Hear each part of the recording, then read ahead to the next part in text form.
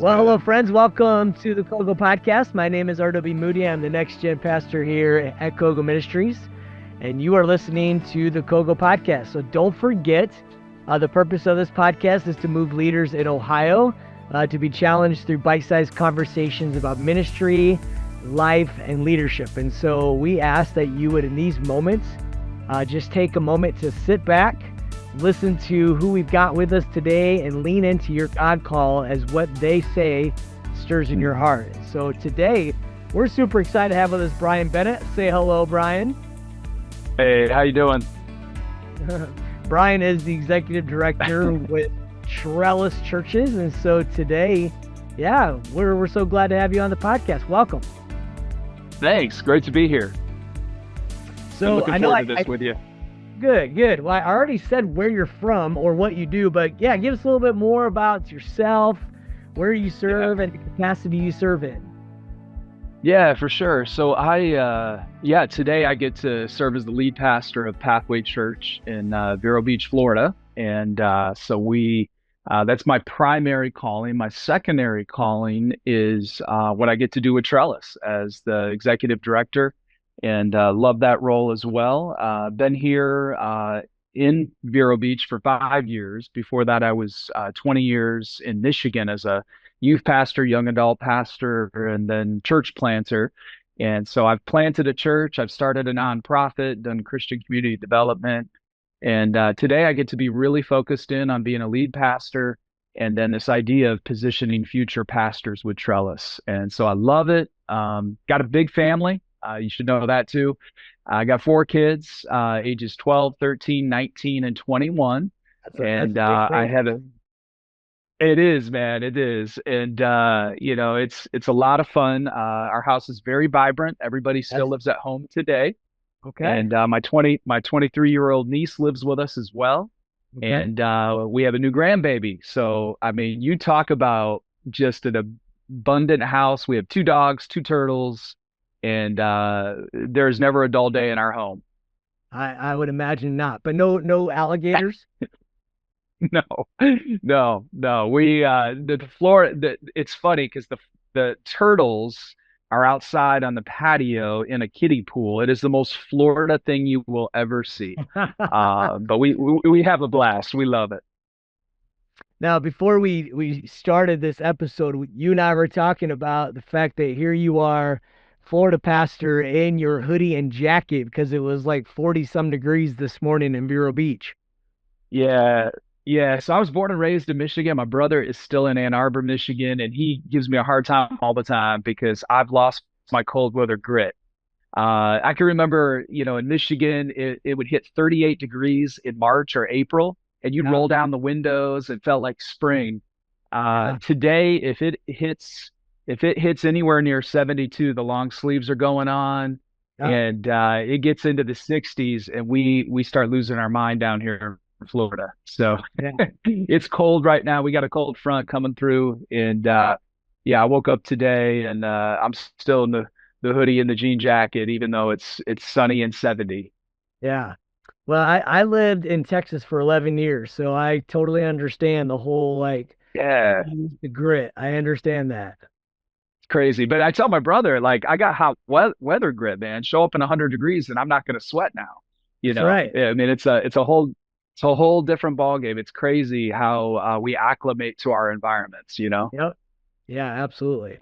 Yeah. Well, Brian, Trellis is a fairly new organization in the Church of God. So tell us a little bit what Trellis does and how they seek to accomplish an overarching objective.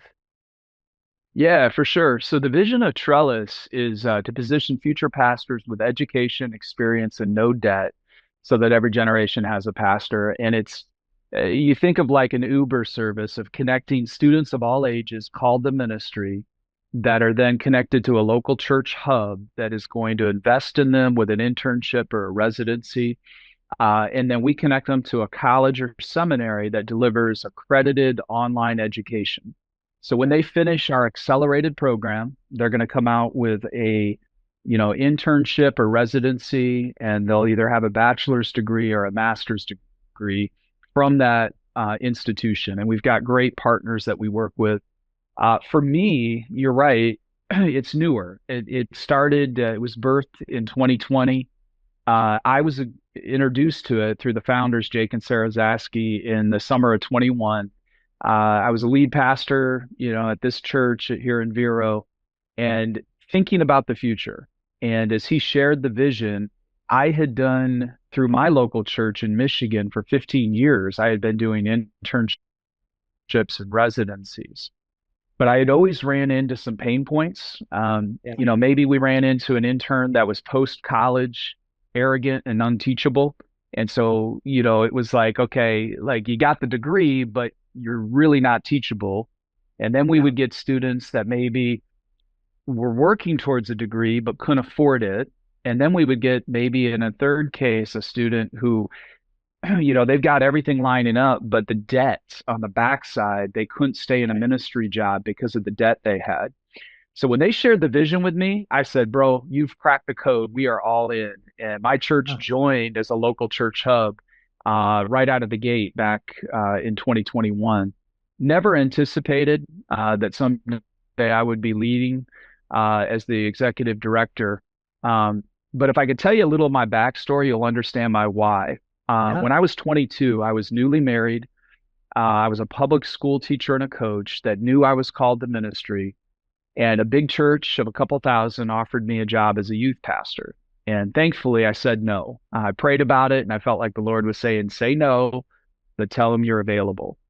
And so for the next 4 years, they gave me an internship. They poured into me. They paid for my master's degree. And during that time, they offered me a full-time job every year. And every year, God would say no, but tell them you're still available.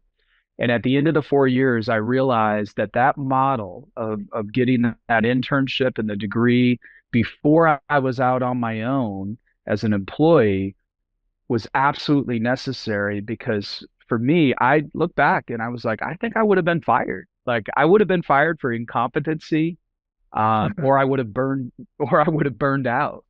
And so I remember saying to the Lord, "Thank you, and would you let me do this for others someday?" Okay. And Trellis is allowing me to do that on a much bigger scale now. Yeah. So Jake and Sarah, when they created Trellis, I mean, it's kind of was birthed out of this whole idea of empowering the leaders without that debt, that focus, correct? Yeah, well, actually, when Jake tells the story, that's a part of it for sure. I think he and I both had witnessed large churches doing leadership colleges that were not accredited. So I think for Jake, he's looking and he's saying, if you ever leave that network, you don't have a degree that opens any doors or commands a higher pay rate. So I think for him, he's like, it's got to be accredited. I Yeah. think he also realized debt's a huge barrier. But honestly, during COVID, his church got a number of phone calls of churches wanting to merge with them.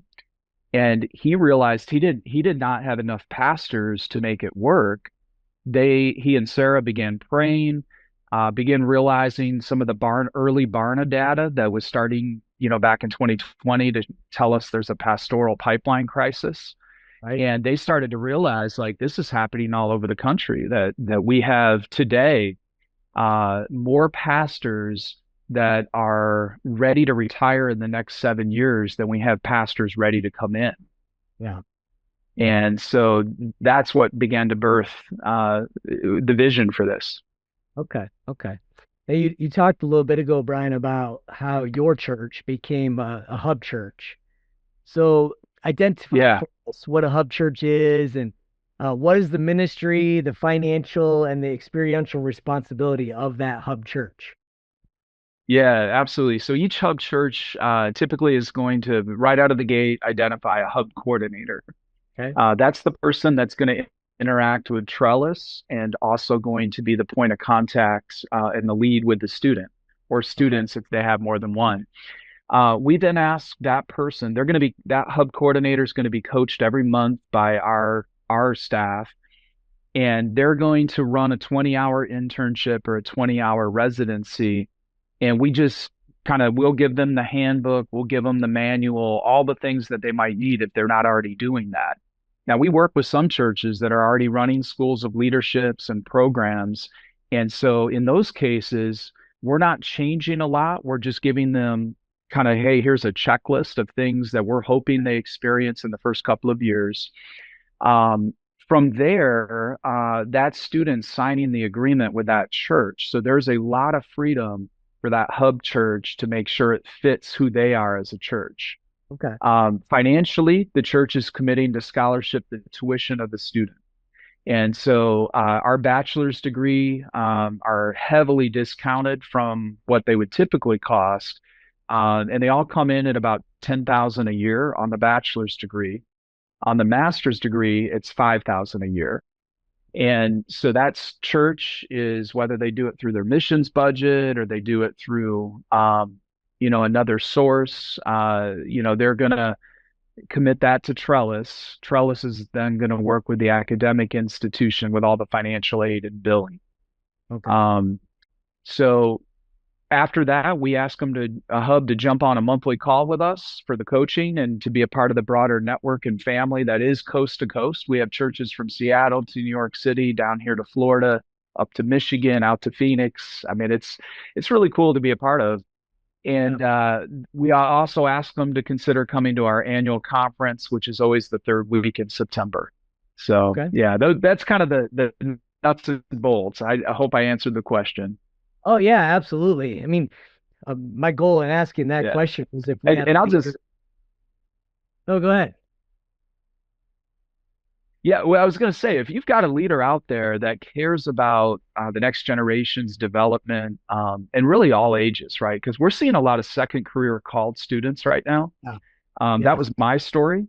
I came into it as a second career, and so we are very open to working with those kind of students as well. But we'd love to talk to churches. We're always looking for healthy churches. If they're already doing it, great. We'd love to come alongside of them. We can open up a world of academic partners and degrees, and have done the heavy lift on that. We also can provide coaching and content. And then if a church has never done it, we tell them, join the network. There's no cost. Yeah. You jump into the network, and the cost starts when you have your first student. So if you think you might want to do this, next year, the year after, get in now, learn from the coaching and from the other churches, which can help you set up your own program. And so, we know that there are many students being called to ministry right now, and we're excited to see that unfold. And we need to find those local churches that are ready to help train them, because it's the academic and the practitioner. I think for me, if we don't combine the two, you get somebody full of head knowledge that doesn't know what to do with their heart and hands, or you get somebody with a lot of experience, but they don't have some of the theology and foundation scripturally. And so that's the beauty of the trellis model. Yeah, absolutely. Absolutely. Brian, how long does that relationship last between the hub church and the intern? And is there next step after that? Yeah, great question. Typically on the bachelor's, it's going to be a 3-year commitment between the two. Okay. On the master's, it's going to be a 2-year commitment, which is our residency program. We also are going to ask that student to sign an agreement that's an integrity and covenant kind of ethical agreement that says on the backside of that 3 years, they're going to stay in the local church, whether it's volunteer or vocational, for an additional 3 years. If Okay. they're in the residency for an additional 2 years. And we do that with the understanding that if they don't, if something changes, we're going to ask them to work with the church to pay back financially that church for the degree. And the reason we do that is because we want we want to invest in future church leaders. That's why the scholarships, that's why the discounts. And so we ask those leaders, and it's gone well for Trellis. We've had a handful of graduates, in our early years, Wow. and most are finding jobs, most are serving, whether it's volunteer or vocationally, and it's been really encouraging to see that it's working. I didn't realize that 3-year part was uh, part of the covenant. I knew about the 3 years during the program, but the on the backside, I didn't realize that that existed. Y- Yeah, yeah, it does. I used to joke with them like, okay, who's going to go collect that, right? Like you got a gang of mafia people with baseball bats somewhere, like, and it's so we don't have a guy on payroll that's going to go collect or any of that. But what we do have is the ability to appeal to Christian integrity, Christian ethics, and for that verbal to be followed through on. It's in writing, but it's also a verbal agreement. And now, to be clear, that doesn't mean they're going to stay at that church hub. So, if my student graduates after 3 years and we don't have a spot for them, or they feel like they need to go to another church to take a staff role or to do a residency, they're welcome to do that, and that honors the commitment to Trellis. We just want to see them in a local church for that additional period. And so I think, yeah, they have a great structure and process that I've got to inherit. And basically, I'm the guy that gets to come in right now and try to throw a little gas on the fire. How do we fan this into flame to reach even more? Absolutely. Well, Brian, if I'm a leader here in Ohio and I'm listening to this podcast and maybe I'm interested in having a conversation about becoming a hub church, what would be the next step for me in that journey? Yeah, we would love to talk to you. And if you go to trellischurches.com, you can find out more information. As far as right now, through Church of God, through this podcast, through the state, I would actually just give you my email and say, hey, reach out directly. Tell me RW sent you, or Melissa from the GA. We talked to a number of churches over the last few weeks, and we're super excited about the state of Ohio and what God's doing there. That's hard for a Wolverine to say. I'm a big Wolverine. I know y'all are Buckeyes. So, I mean, look at the bridges Jesus builds, right? But it's his kingdom, and I love being a part of it. And I would love to talk to any of those churches directly. So if you just email me at brian.bennett@trellischurches.com, let me know what the connect backstory is with the state of Ohio, and we would love to expedite those churches. We have a couple big national partnerships that we're working with right now that we believe are going to lead to an influx of students over the next year or two. And so we will need more hubs to place students in. Now, as we talk about that, I did miss that. If they're relocating to your church, we do ask the church to also provide some sort of housing. Okay. And I missed that earlier when we were talking. That could be a Yeah. host home. That could be, we have churches renting apartments. We have one church that bought a trellis house. We work with you to figure out what works in your context. But we also have seen a lot of churches recruit their own students.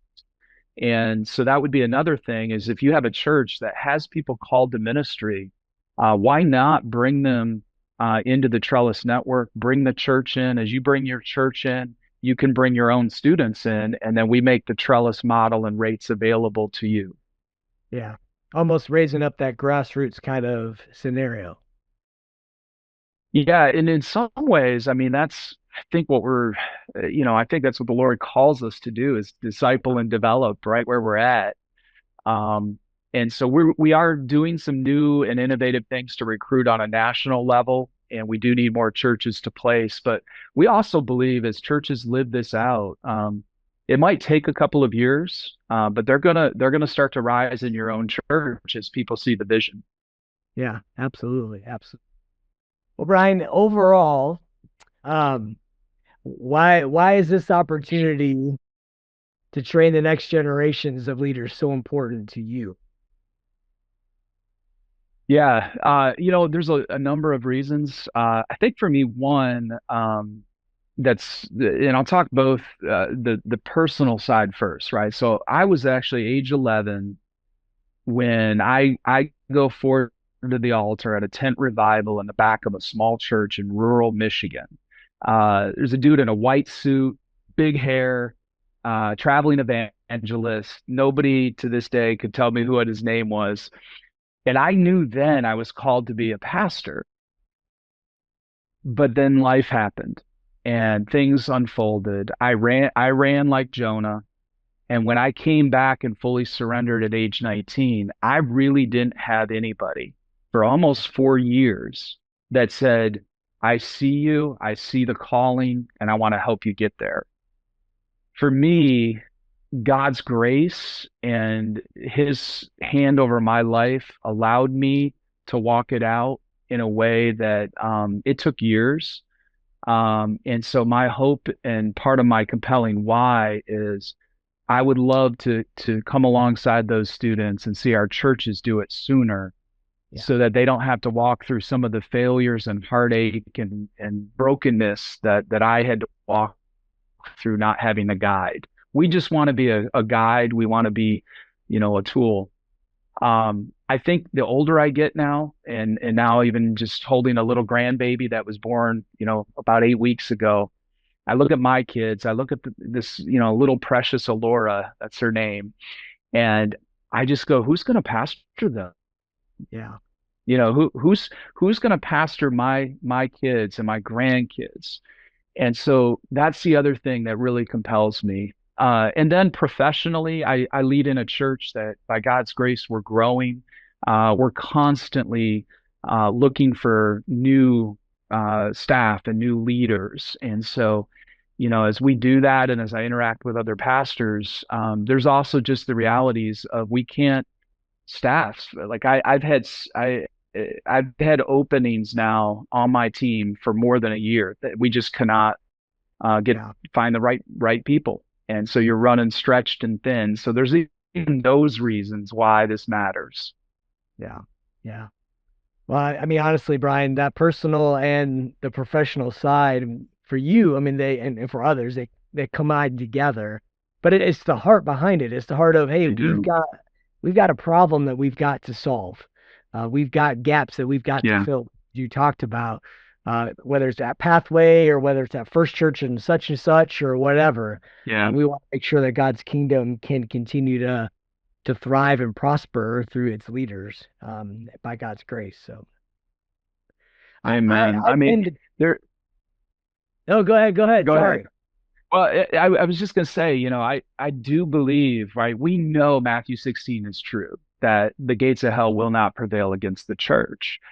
So in every generation, he's going to call people. And I just think we live in a moment in time right now where there's so much noise, so many distractions, so many financial concerns. I mean, my goodness, the economics of trying to make all this work in today's reality for those going into ministry, I can't imagine, Yeah. facing inflation with a lot of debt. And so, I often tell people if you can, like, if you've got a scholarship and you can afford to go the traditional route, go get them, go do it. But if you can't, Trellis is a really great model and option that can position you to actually still be able to serve after you graduate because you won't have the debt. And yeah, I believe people are being called, and we're happy to come alongside of them. We don't do a cookie cutter factory model. It's more of a tool, and we want to help be a guide and help each student find their path. And we'd love to hear from those of all ages that are feeling that calling. Yeah. Well, Brian, I appreciate your insight today about Trellis and what Trellis does and how it can come along our churches. Friends, if you're listening today and anything that Brian said kind of stirred within you, again, he's given you his email address, brian.bennett@trellischurches.com. I know his heart well enough to know that he'll respond pretty quickly. You can also contact Melissa or I at the state office. We'll get you connected as well. And honestly, to be forthright, you go to a Trellis conference and sit and hear like stories of successes, stories of what churches have done. That's a great way also to even consider being a part of what Trellis is doing. It's a really good opportunity. September next year in Oklahoma City. So, yeah. Brian, Yes. thank you so much for your time today. Appreciate it. Yeah, thank you for having me. And if there's anything we can do to partner further, let us know. We're all in. Appreciate that so much. Well, friends, that's all the time we got today for the Kogo Podcast. On our next episode, We'll be talking to Jose Gomez, who is leading a ministry called Planting Together among Hispanic leaders in churches. You won't want to miss that. And so until then, we'll see you soon. Have a great day.